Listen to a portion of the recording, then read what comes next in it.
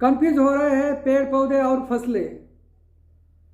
सूखा, चक्रवात, बर्फीले चक्रवात, क्लाउड ब्रस्ट या हो बेमौसम बारिश, मूसलाधार बारिश, ओलावृष्टि या तापमान में अब जो बढ़ोतरी हो रही है उसके कारण जलते जंगल, ये सब का परिप्रेक्ष्य में देखा जाए तो बार बार कुछ ही एरिया को तूफान या चक्रवात टारगेट कर रहे हैं। तापमान में बढ़ोतरी के कारण समंदर के पृष्ठभाग से बाष्पीकरण बढ़ रहा है। बाष्पीकरण बढ़ने के कारण तूफान, चक्रवात या उसके साथ में क्लाउड बर्स्ट होने की संभावना ज़्यादा बन रही है, क्योंकि हजारों किलोमीटर से आसमान में बहती हवा जो है वो हवाओं के धाराओं के साथ बाष्प तेजी से एक जगह से दूसरी जगह जा रहा है या पहुंच रहा है। यह आसमान में बहती नदियों के समान ही है। यह आसमानी नदियाँ किसी टारगेटेड क्षेत्र पर अपना बहुत सारा पानी छोड़ दे रही है। दुनिया भर में बढ़ते तापमान, ग्लोबल वार्मिंग, क्लाइमेट चेंज या हो ग्रीन हाउस इफेक्ट, इन सब के कारण पृथ्वी पर औसत तापमान ज़्यादा बन रहा है। तापमान में बढ़ोतरी के कारण पेड़ पौधे या फसलें कंफ्यूज हो रही है और अपनी ऋतु न्याय नैसर्गिक दैनंदिन जो दिनचर्या है उसको पूरी नहीं कर पा रहे हैं। इनमें प्रकाश संश्लेषण हो या हो पर्णरंध्र को बंद करना या चालू करना, इनमें रुकावटें पैदा हो रही है। कई सारे पेड़ पौधों को बेमौसमी फूल लग रहे हैं, बेमौसमी फल लग रहे हैं और कई सारे पेड़ पौधों के फल बेमौसमी पक्व हो रहे हैं।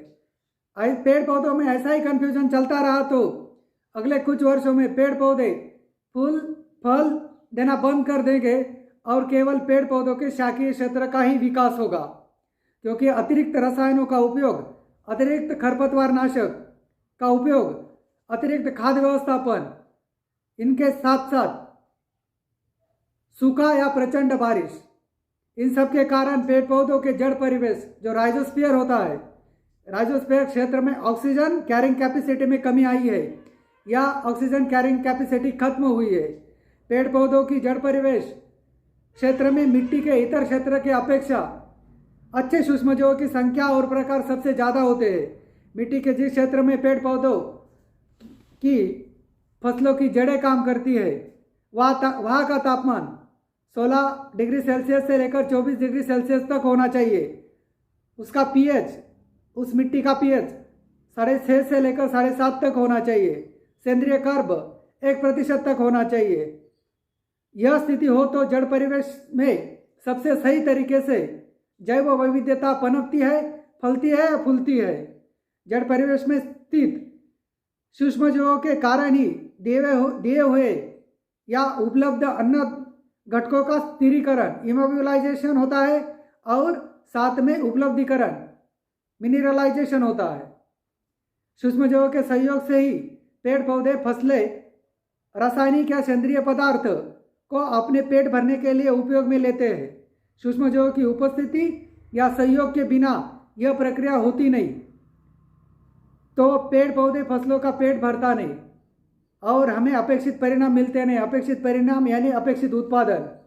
जितने अन्य घटकों को या जितने अन्य घटकों की जरूरत पेड़ पौधे फसलों को होती है उतने अन्य घटकों को उपलब्ध कराने की मांग पेड़ पौधे फसलों द्वारा सूक्ष्मजीवों को दी जाती है। यह संदेशा मिलते ही सूक्ष्मजीव जरूरत वाले स्थिर अवस्था के अन्य घटकों को उपलब्ध अवस्था में पहुंचाते हैं पेड़ पौधे फसलों के लिए। यह सब पेड़ पौधे फसलों की नैसर्गिक प्रक्रिया है। इनमें हमने रुकावटें पैदा की है। अतिरिक्त रसायनों का उपयोग, अतिरिक्त खाद्य व्यवस्थापन, ड्रिप फर्टिगेशन, वो भी अतिरिक्त खरपतवार नाशक का उपयोग, साथ में क्लाइमेट चेंज हो, ग्लोबल वार्मिंग या हो ग्रीन हाउस इफेक्ट, इनके कारण वनस्पतियों का या पेड़ पौधों फसलों का जड़ परिवेश तंत्र कंफ्यूज हो रहा है। इससे बचने के उपाय नहीं किए तो हमारी कृषि संस्कृति मोहनजोदड़ो, लोथल, कालीबंगन, सुरकोटड़ा, धोलावीरा या हड़प्पा जैसी समाप्त हो जाएगी या नामशेष हो जाएगी।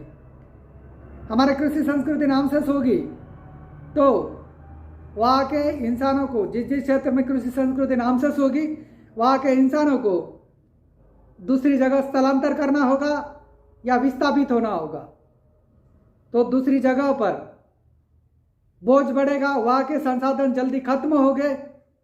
इसलिए हमें हमारी कृषि संस्कृति को बचाए रखना है।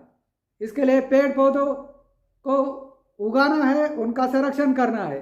पेड़ पौधे समाप्त तो बारिश में कमी या बारिश की समाप्ति, पानी समाप्त तो कृषि व्यवस्था समाप्त, कृषि व्यवस्था समाप्त तो कृषि व्यवस्था के सिर पर जितनी भी इंडस्ट्रीज खड़ी है वो भी समाप्त। इसके लिए या इससे बचने के लिए यह सब ना हो, इसे बचना है तो स्थानीय पेड़ पौधों लगाओ, इनकी रक्षा करो, उनको बढ़ाओ। स्थानीय पंछी मित्र कीटक इनकी रक्षा करो। संपूर्ण सर्वसमावेशक कृषि पद्धति का उपयोग करो। खाद व्यवस्थापन, ड्रिप फर्टिगेशन, रसायन और खरपतवार नाशक इनका उपयोग मिट्टी परीक्षण के अनुसार या मिट्टी परीक्षण रिपोर्ट के अनुसार जितना ज़रूरत है उतने प्रमाण में ही करो। और सबसे महत्वपूर्ण बात, फसलों से मिलने वाला उत्पादन हमारा और उर्वरित जितने भी अवशेष है ये मिट्टी के, ऐसा करने से मिट्टी में सेंद्रीय कर्ब स्थिर रहेगा और हमारी कृषि संस्कृति बची रहेगी। भारतीय डाळिंब शेतीची आवश्यकता, यह मराठी में लिखा अनार किसानी के संदर्भ में एक विस्तृत किताब है। इनमें अनार में साल भर में जो अवस्थाएं होती है या हर एक अवस्था के बारे में विस्तृत लिखा हुआ है। किस अवस्था में क्या करना है क्या नहीं करना है इसके बारे में विस्तृत जानकारी दी गई है। साथ में भारतीय कृषि का वर्तमान और भविष्य इसके बारे में भी विस्तृत लिखान किया हुआ है। और विस्तृत लिखान है अनार के बारे में। अनार में आने वाले कीट रोग हो या विविध आजार हो, इसका प्रतिबंध हो या विल्ट हो, प्लेग हो या अन्य आजार, इनके बारे में भी विस्तृत जानकारी दी गई है। भारतीय डाळिंब शेतीची आवश्यकता, यह किताब मराठी में लिखी हुई है और इसमें संपूर्ण अनार खेती के बारे में पूर्ण विस्तृतीकरण से जानकारी लिखी हुई है। Thank you.